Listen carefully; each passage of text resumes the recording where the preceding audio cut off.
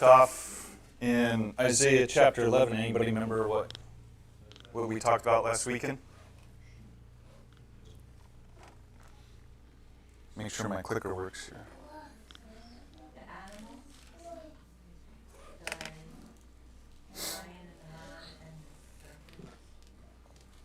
Okay.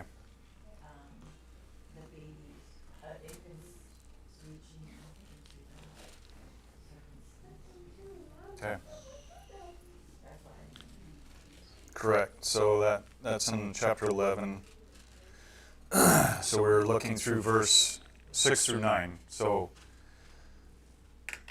looked at essentially Romans 8 kind of lays it out where we see a restoration of creation back to its original intent. So we also looked at how Scripture is very specific when it says, either when it says the earth or the world, it's commonly speaking of the region local to Israel and the nations involved with Israel. And whereas in other Scripture, when it's talking about the earth as a complete region, then it says it specifically. It says all the earth. So this glorified state of creation will start within the vicinity of Israel. And so now we're going to look at verses 10 through 16, and it's kind of in a backwards order. So we looked at essentially the judgment, a remnant coming out of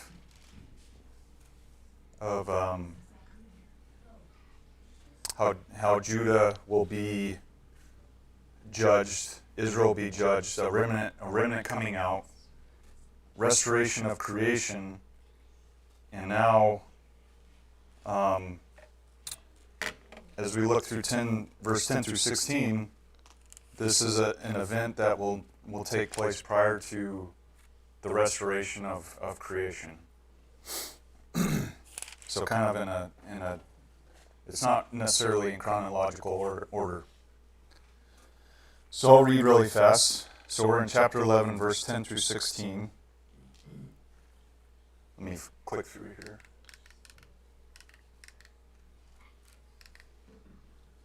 So just to review, creation was placed into bondage by the disobedience of man. And so in verse 6 through 9, we see that creation is freed from its bondage, placed back in order. All right. Verse 10 through 16. On that day, the root of Jesse, which stands as a banner for the peoples, the nations will seek him out, and the place where he rests will be glorious. On that day, Adonai will raise his hand again a second time to reclaim a remnant of his people who remains from Asher, Egypt, Patros, Ethiopia, Elam, Shinar, Hamat, and the islands in the sea. He will hoist a banner for the nations, assemble the dispersed of Israel, and gather the scattered of Judah from the four corners of the earth.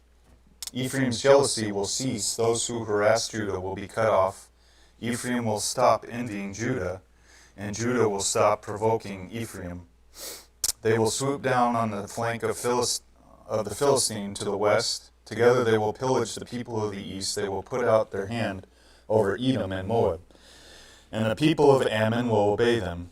And Adonai will dry up the gulf of the Egyptian sea. He will shake his hand over the Euphrates River to bring a scorching wind, dividing it into 7 streams and enabling people to cross dry shod. There will be a highway for the remnant of his people who are still left from Asher, just as there was for Israel when he came out from the land of Egypt. All right, to start, it talks about that this root of Jesse, the Messiah, will will hoist a banner. So what typically, when a nation hoists a banner, what are they prepping for? War. Okay.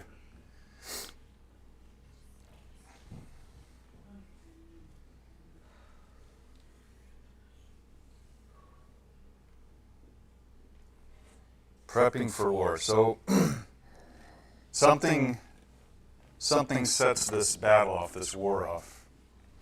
So we're going to look at what institutes this battle cry, the rising of banners.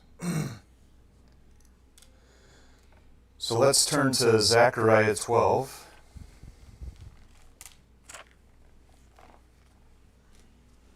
I'm going to read Zechariah 12, and then I'll have someone read Zechariah 14, verse 1 through 7. Someone want to volunteer to read that?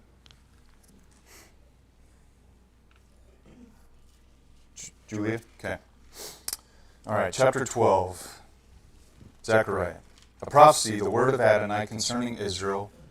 Here's the message from Adonai, who stretched out the heavens, laid the foundation of the earth, and formed the spirit inside human beings. I will make Jerusalem a cup that will stagger the surrounding peoples. Even Judah will be caught up in the siege against Jerusalem. When that day comes, I will make Jerusalem a heavy stone for all the peoples. All who try to lift it up will hurt themselves, and all the earth's nations will be massed against her. When that day comes, says Adonai, I will strike all the horses with panic and their riders with madness. I will keep watch over Judah, but I will strike blind all the horses of the peoples. The leaders of Judah will say to themselves, those living in Jerusalem are my strength, through Adonai their God. When that day comes, I will make the leaders of Judah like a blazing firepan in a pile of wood, like a fiery torch among the sheaves of grain. They will devour all the surrounding peoples on the right and on the left. Jerusalem will be inhabited in her own place, Jerusalem. Adonai will save the tents of Judah first, so that the glory of the house of David and the glory of those living in Jerusalem will not appear greater than that of Judah. And when that day comes, Adonai will defend those living in Jerusalem, and on that day even someone who stumbles will be like David, and the house of David will be like God, like the angel of Adonai before them. And when that day comes, I will seek to destroy all nations attacking Jerusalem. I will pour out on the house of David and on those living in Jerusalem a spirit of grace and prayer, and they will look to me whom they pierced. And they will mourn for him as one mourns for an only son. They will be in bitterness on his behalf, like the bitterness for a firstborn son. And when that day comes, there will be a great mourning in Jerusalem, mourning like that for Hadad-Rimmon in the Megiddo Valley. Then the land will mourn, each family by itself, the family of the house of David by itself, and their wives by themselves, and the family of the house of Nathan by itself, and their wives by themselves. So I'll stop there. Julie, go ahead. So you're Zechariah 14, verse 1 through 7. Behold, the day is coming for the Lord, when the spoils taken from you will be divided among you. For I will gather all the nations against Jerusalem to battle, and the city will be taken, the houses plundered, the women raped, and half of the city exiled. But the rest of the people will not be eliminated from the city. Then the Lord will go forth and fight against those nations, as when he fights on a day of battle. On that day his feet will stand on the Mount of Olives, which is in front of Jerusalem on the east, and the Mount of Olives will be split in its middle from east to west, forming a very large valley. Half of the mountain will move toward the north, and the other half toward the south. And you will flee by the valley of my mountains, and for the valley of the mountains will reach to Ezekiel. Yes, you will flee just as you fled from the earthquake in the days of Uzziah king of Judah. Then the Lord my God will come, and the Holy Ones with him. On that day there will be no light, the luminaries will die out, for it will be a unique day which is known to the Lord, neither day nor night. But it will come about that at the time of evening there will be light. Okay. So a lot there. So to generalize it, when we'll see as we get further into Isaiah that the Lord sends out a spirit among his people to basically gather them back to their nation. So gathering them from surrounding tribes. And a lot of people put this after the Messiah's return, but we'll look into this, but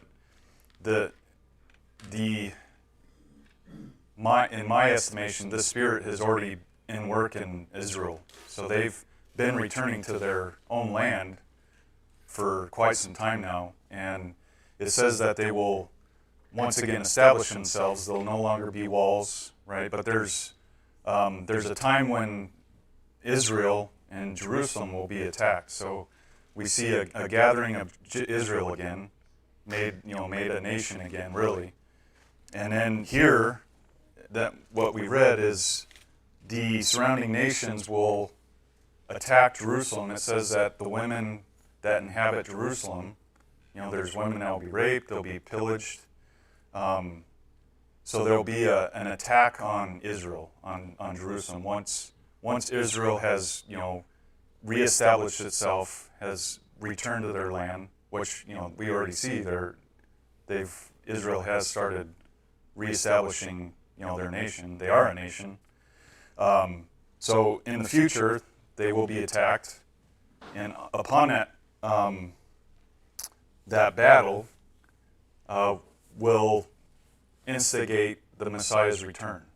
So the Messiah will return and will rest. It says he'll rest upon the Mount of Olives, which is kind of unique because it says the Mount of Olives will split in half, east and the west, and make a huge valley. So we'll see a couple valleys being mentioned here. The Valley of Megiddo, which was referenced back in Zechariah 12, and the Valley of Jehoshaphat, which lies between the Mount of Olives and the Temple Mount. So, again, Israel is attacked in the future by these nations, which we'll get into later on. And so the Lord returns and hoists a banner for war. So back in Zechariah 12, it says that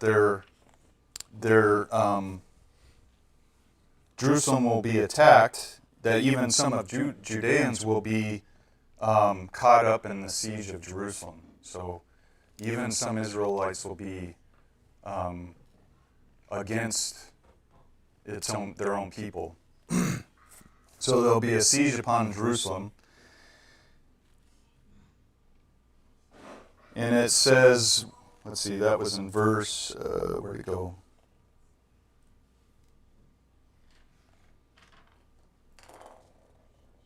That there will be a great mourning. So the battle occurs, the Messiah returns, and the people inside Jerusalem, Judah, will see this Messiah, the return of the Messiah, and see that the holes that were pierced. Go ahead. Sorry, I'm back in Zechariah 12, verse 9 through 11 right now. So the people will see the Messiah will return. He will seek to destroy the nations attacking Jerusalem. So remember, they've already ransacked half of Jerusalem at this point. So the Messiah will return, and he will reveal himself, and his people will see the holes in his hands. So they'll realize the one that they pierced is their Savior, the King that they've been looking for.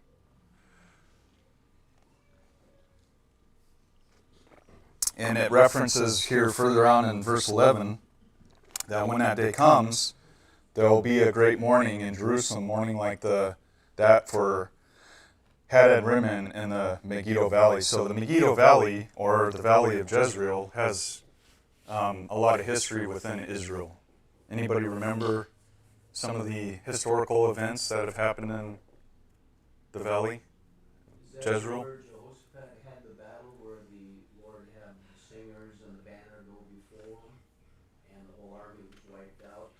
Gideon? Yeah. His army. Okay. I'm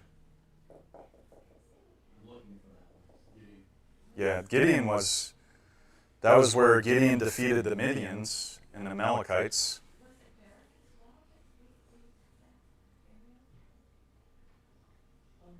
I don't know. Was it, or was it the battle against the Philistines? Or was that Right. a different battle? No, you're good. So Saul, that's where Saul lost to the Philistines. He was defeated by the Philistines in the valley of Jezreel. He was handed a huge defeat. This is where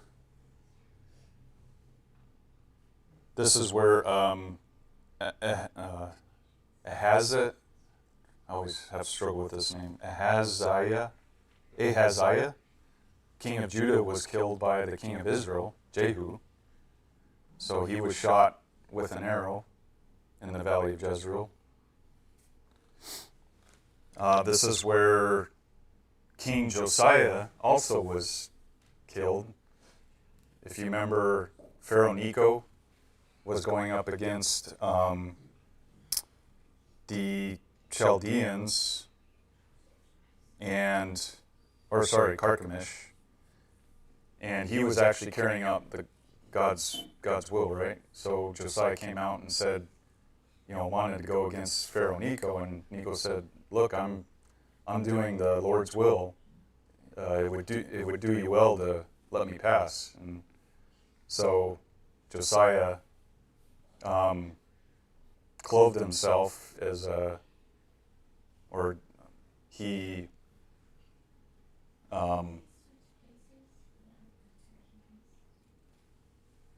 I can't remember the details, but I know he basically hit himself and then tried to basically assassinate Pharaoh Necho and was killed by. He was shot with an arrow and then fled and then eventually died. So that took place in the valley of Megiddo. And then the valley of Jehoshaphat. So there will be a great battle. So let's see.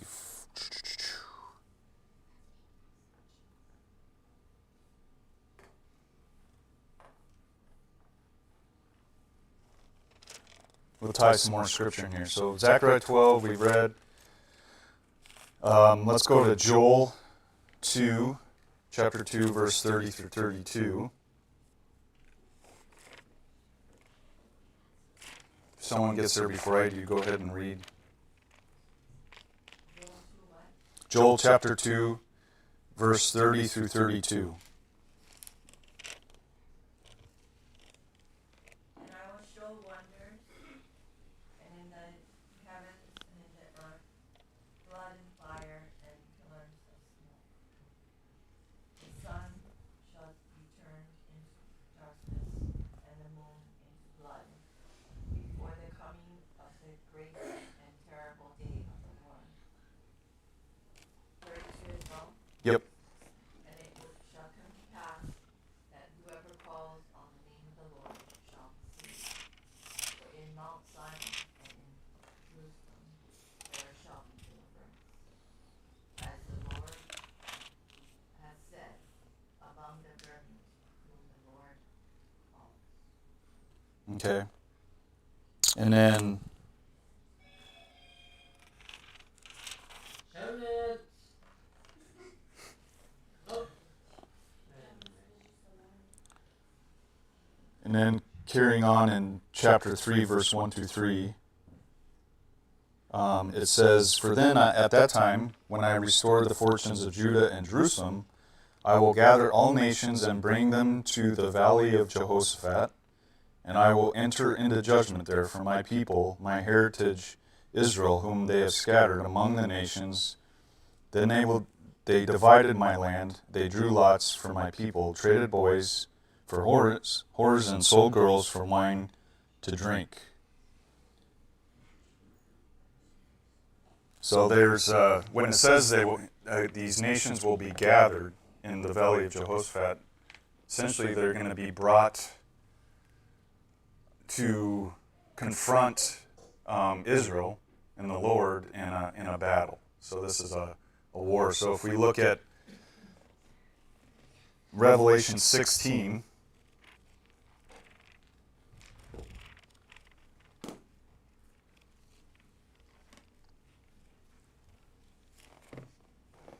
Revelation 16, verse 13 through 16, and speaking of these bowls being poured out, the sixth one poured out his bowl on the great river Euphrates, and its water dried up in order to prepare the way for the kings from the east. And I saw three unclean spirits that looked like frogs that came from the mouth of the dragon, from the mouth of the beast, and from the mouth of the false prophet.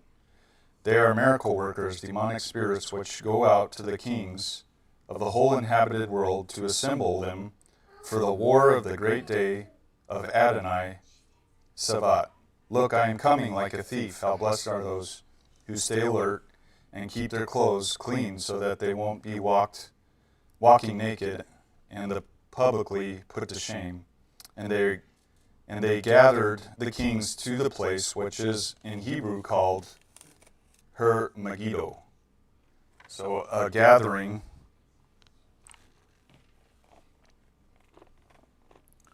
to follow kind of parallel Joel, a gathering of the nations who are preparing for a war against God.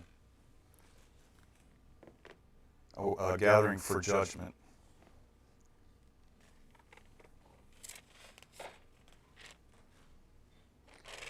And then Revelation 17. What time is it? Revelation 17 says, Then came one of the angels with the seven bowls, and he said to me, Come, and I will show you the judgment of the great whore who was sitting by many waters. The kings of the earth went whoring with her, and the people living on earth have become drunk from the wine of her whoring. He carried me off in the spirit to a desert, and I saw a woman sitting on a scarlet beast filled with blasphemous names, and having 7 heads and 10 horns. And the woman was dressed in purple and scarlet, and glittered with gold, precious stones, and pearls. In her hand was a gold cup filled with the obscene and filthy things produced by her whoring. On her forehead was written a name with a hidden meaning: Babel the Great, mother of whores, and the earth's obscenities. And I saw the woman drunk from the blood of God's people, that is, from the blood of the people who testify about Yeshua. On seeing her, I was altogether astounded. And then the angel said to me, Why are you astounded? I will tell you the hidden meaning of the woman and of the beast with the 7 heads and the 10 horns that was carrying her. The beast you saw once was, now is not, and will come up from the abyss, and it is on its way to destruction. Then the people living on earth, whose names have not been written in the book of life, the founding of the world, will be astonished to see the beast that once was, now is not, but is to appear. This calls for a mind with wisdom. The 7 heads are 7 hills on which the woman is sitting. Also they are 7 kings. 5 have fallen, 1 is living now, and the other is yet to come. And when he does come, he must remain only a little while. And the beast which once was and now is not is an 8th king. It comes from the 7 and is on its way to destruction. The 10 horns you saw are 10 kings who have not yet begun to rule, but they receive power as kings for 1 hour, along with the beast. They have one mind, and they hand over their power and authority to the beast. They will go to war against the Lamb, but the Lamb will defeat them, because he is the Lord of lords and the King of kings, and those who are called, chosen, and faithful overcome along with him. And then he said to me, The waters that you saw, where the whore is sitting, are peoples, crowds, nations, and languages. As for the 10 horns that you saw, and the beast, they will hate the whore, bring her to ruin, leave her naked, eat her flesh, and consume her with fire. For God put it in their hearts to do what will fulfill his purpose, that is, to be of one mind and give their kingdom to the beast until God's words have accomplished their intent. And the woman you saw is the great city that rules over the kings of the earth. So we covered a while ago what these beasts represent. We'll be going back into that here as we get into Babylon in Isaiah. But really, what I'm trying to bring about is just this gathering of the nations upon Christ's return. So we see this event where Jerusalem is invaded, is ransacked. This instills, or basically brings about, the return of the Messiah. And then we see, obviously when the Messiah returns, there's going to be a process, right? He's going to reestablish his nation, establish his government. And this isn't going to sit well for surrounding nations, right? They've got this great king who's claiming to be, the king of the world. So obviously this isn't going to sit well with surrounding nations. So here we see, as we read in Joel and Revelation, a gathering of the kingdoms of the earth in basically one mind or one motivation to go up against the Messiah and his people.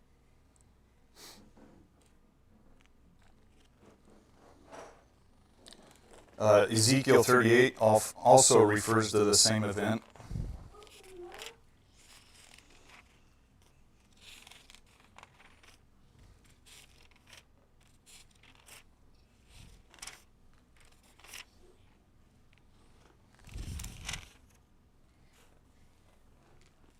I'll read this really quick. Ezekiel Chapter 38, it says, "The word of Adonai came to me, human being, turn your face towards Gog, of the land of Magog, chief prince of Meshech and Tuval, and prophesy against him. Say that Adonai Elohim says, I am against you, Gog, chief prince of Meshech and Tuval. I will turn you around, put hooks in your jaws, and bring you out with all your army, horses and horsemen, all completely equipped, a great horde with breastplates and shields, all wielding swords." So, right, a great army preparing for battle, right? Persia, Ethiopia, and Put are with them, all with breastplates and helmets. So a gathering of nations. Gomer with all its troops, the house of Togarma, in the far reaches of the north with all its troops. Many peoples are with you. Prepare yourself, get ready, you and all your crowd, gathering around you, and take charge of them. After many days have passed, you will be mustered for service. In later years you will invade the land which has been brought back from the sword, gathered out of many peoples, the mountains of Israel. They had been lying in ruins for a long time, but now Israel has been extracted from the peoples, and all of them are living there securely. You will come up like a storm. You will be like a cloud covering the land, you and all your troops, and many other peoples with you. So, again, showing, it talks here about Israel being living securely within their own land, going back to when I talked about the Lord sending out a spirit that basically gathers his people among the surrounding nations back into Israel.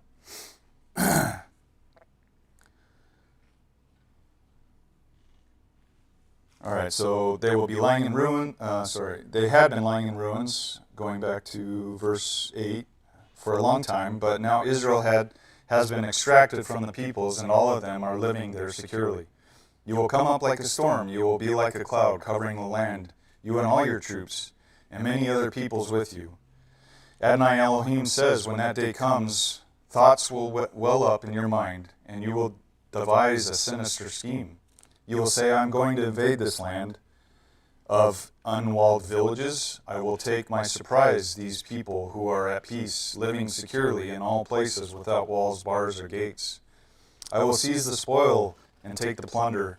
You will attack the former ruins that are now inhabited, and come against the people gathered from the nations, who have acquired livestock and all other wealth, and are living in the central parts of the land.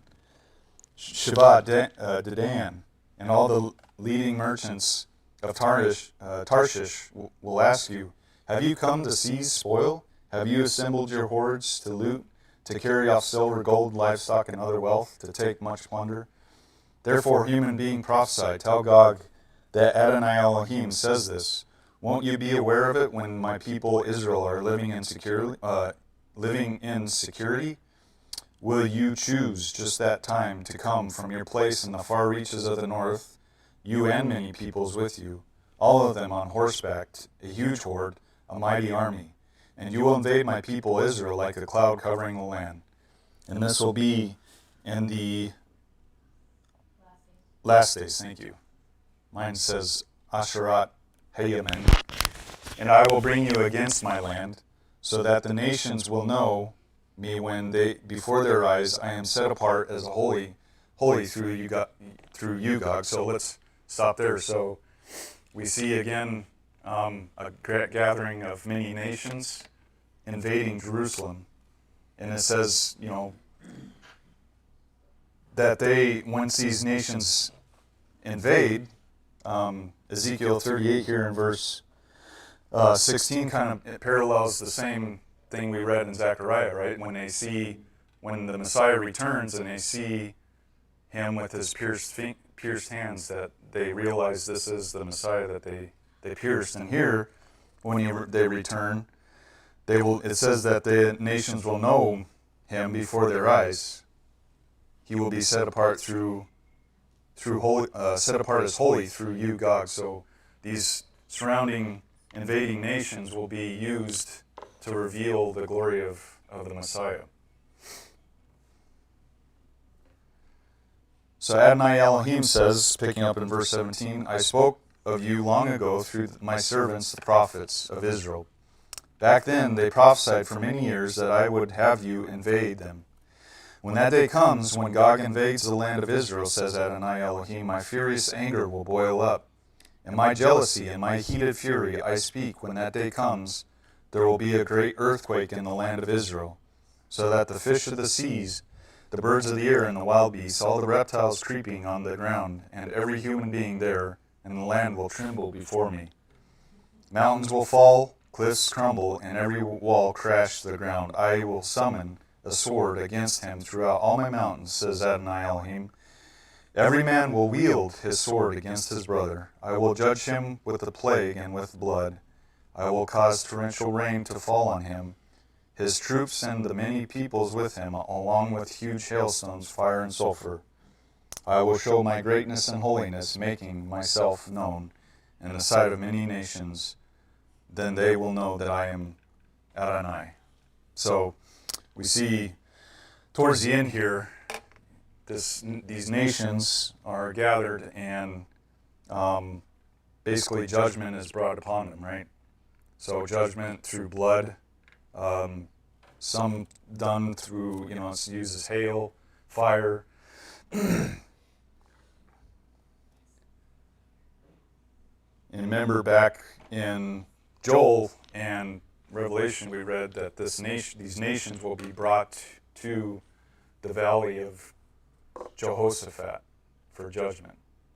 So I think this parallels that. So these nations gathered for war are brought into judgment. Under Gog. Under Gog. Yep. Yeah. Yep. Let's see. And then Zechariah, so it's kind of, are these all kind of tying together with you? Or can you kind of see the same event being laid out here? Zechariah 9. Let's look there. Going back to Zechariah.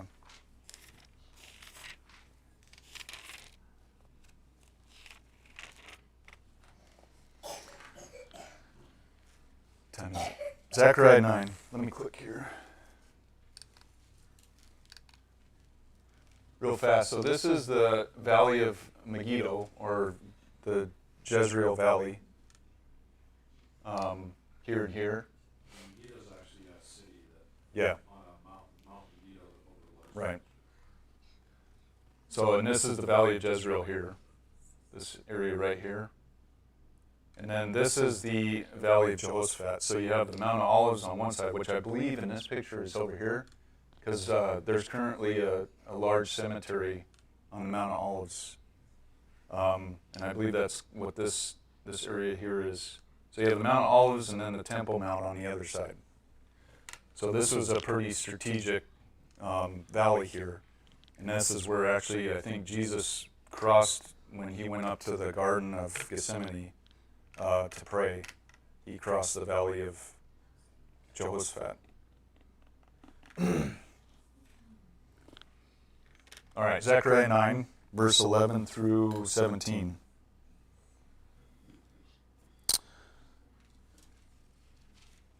Also you, by the blood of your covenant, I release your prisoners from the dungeon, the cistern that has no water in it.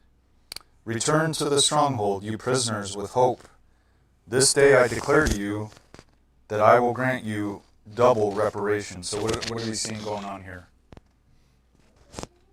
Sorry, Zechariah chapter 9, verse 11.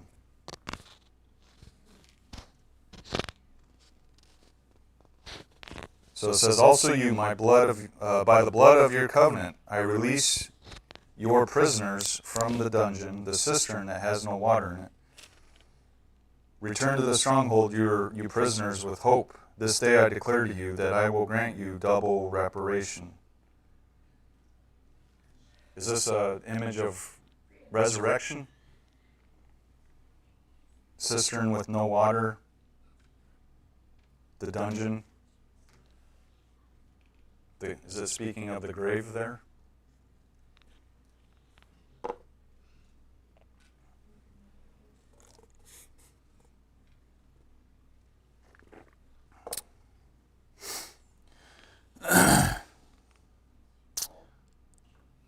Verse 12, return to the stronghold, you prisoners, with hope. This day I declare to you that I will grant you double reparation. For I have bent Judah as my bow, and Ephraim its arrow. I will rouse your sons, Zion, and make you like warriors, sword against your sons, Greece. So, I believe what's being shown here is, you remember back in Isaiah, or not Isaiah, I think that was in Zechariah. There's a joining of Ephraim and Judah, right? They're being reunited once again.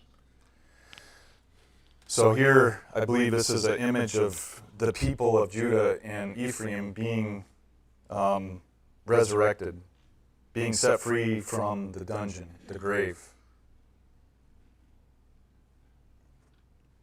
And they join as soldiers in the Lord's army. So they're returning to take part in this battle.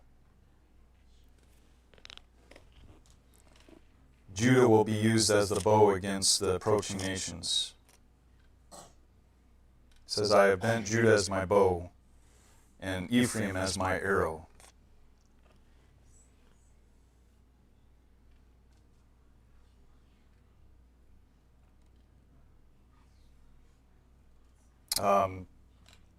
Again, Zechariah 10,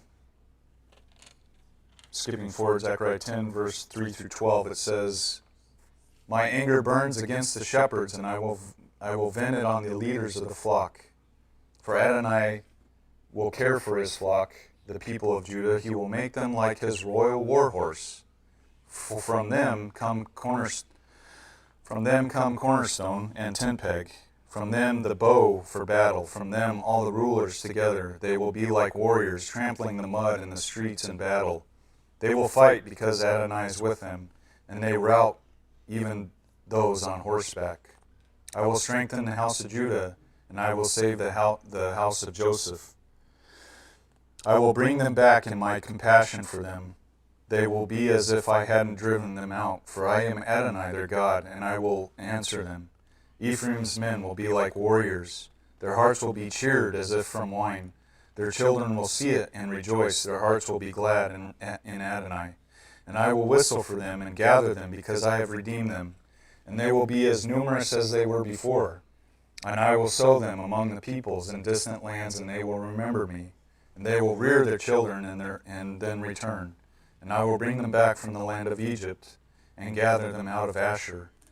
And I will bring them into Gilead and Lebanon. And there is no more room for them.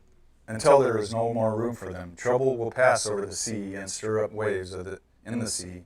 All the depths of the Nile will be dried up. The pride of Asher will be brought down, and the scepter of Egypt will leave. But I will strengthen Israel in Adonai. I will travel here and there in his name. So basically, again, a restoration of Ephraim and Judah. And they will be instrumental in the battle against this Gog and the combined nations. And they will be, them as well as their king, their leader, Yeshua, will be used as God's judgment tool against these nations. And we'll get into, let's see, I didn't include it here, but there's a, we'll get further, as we get further into Isaiah, there's a pretty gory depiction of what occurred or what happens after this great war. So a ton of bodies laid out within the valley as people pass. They'll basically poke flags into the ground to indicate, they missed the body, and to bury it. So it's a very graphic depiction of the results of this battle.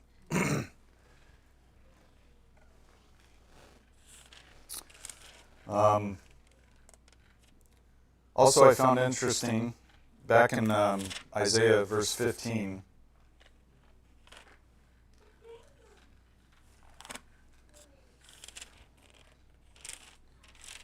Isaiah verse 15 of chapter 11, it says, Adonai will dry up the gulf of the Egyptian sea.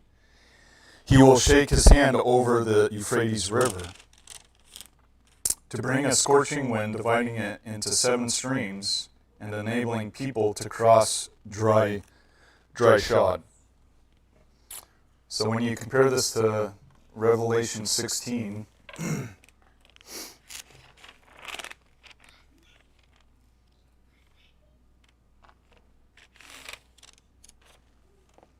verse 1 says, I heard a loud voice from the sanctuary say to the 7 angels, go and pour out on the earth the 7 bowls of God's fury. So the first went out and poured his bowl into the earth, and disgusting and painful sores appeared on all the people who had made. Let me make sure this is right. 16 verse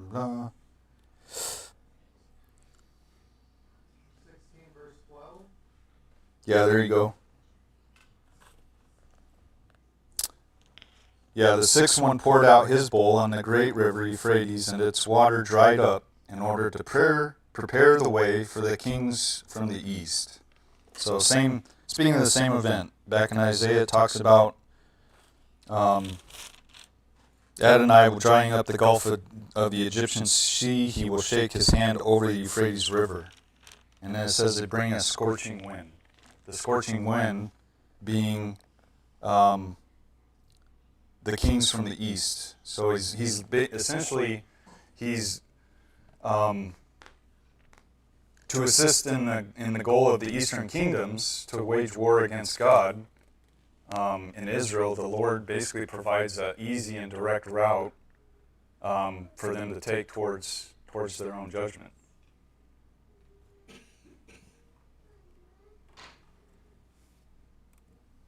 And I meant to put a map kind of show that path they're speaking of, but I didn't include it. But So, to review, to close, the latter part of chapter 11 in Isaiah is speaking of this great battle that will occur, the raising of the banners, as the Lord and His people will wage war against the surrounding nations. And we'll get into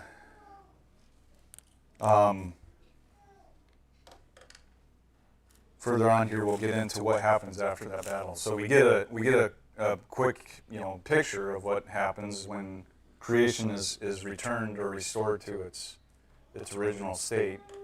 But there's a process, right there. I mean, all this doesn't happen overnight. It's a process.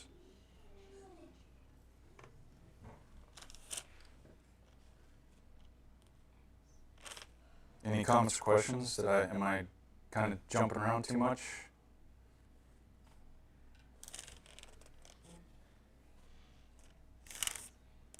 David says yes, you're jumping around. Go ahead, David. Well, it's not really that. It's more so when Mom was, or when you were talking about the sun and moon, I was thinking about a correlation between another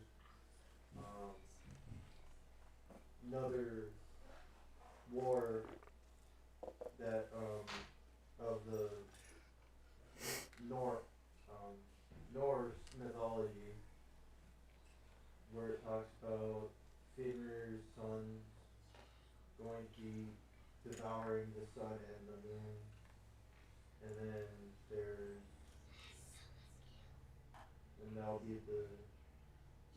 there'll be 9 or 6 something of winter. It's I find it kind of funny because there's some parallels between most of the mythologies between, well, at least the mythology of the Norse mythology. They have some correlations between biblical. Yeah, I took a year of religious studies when I was in school, and there's some similarities in a lot of religions that correlate, with the Hebrew, with Judaism. Like some Native Americans say that similar, that like a great duck or something breathed in the mud and created man. So there are some similar stories that come out of. So it's kind of interesting, yeah. Yeah. Forgot what Fenrir's sons were named, but it's just kind of funny how other religions have almost basically the same belief that there's going to be a war coming. Yeah.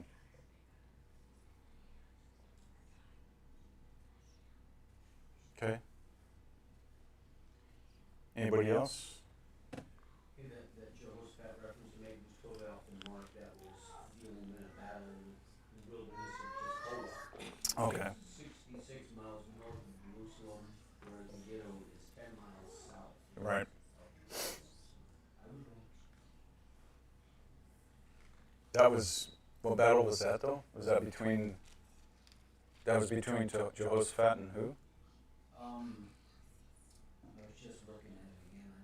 I can't remember. I don't know if it was the Amorites and one other dude.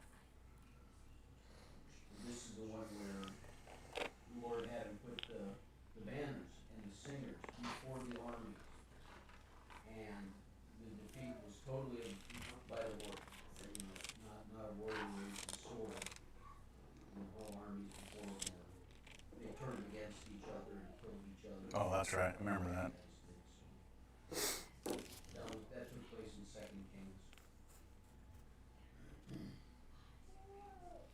Okay.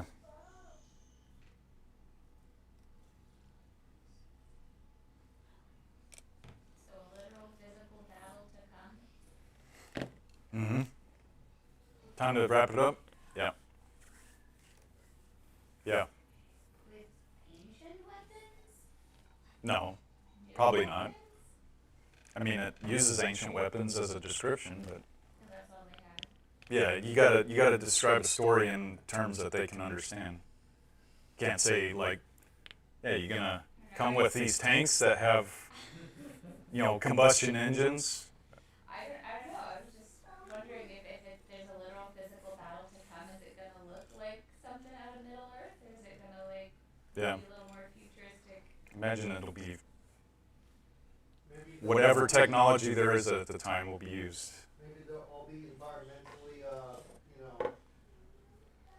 aware, and we aren't going to use any, vehicles that use fuel or anything because that's bad. So we're going to just, go at each other with swords and axes again. Yeah. All right. Someone want to open us in prayer this morning? Forgot to do that. Any volunteers? How about a woman? I haven't heard of.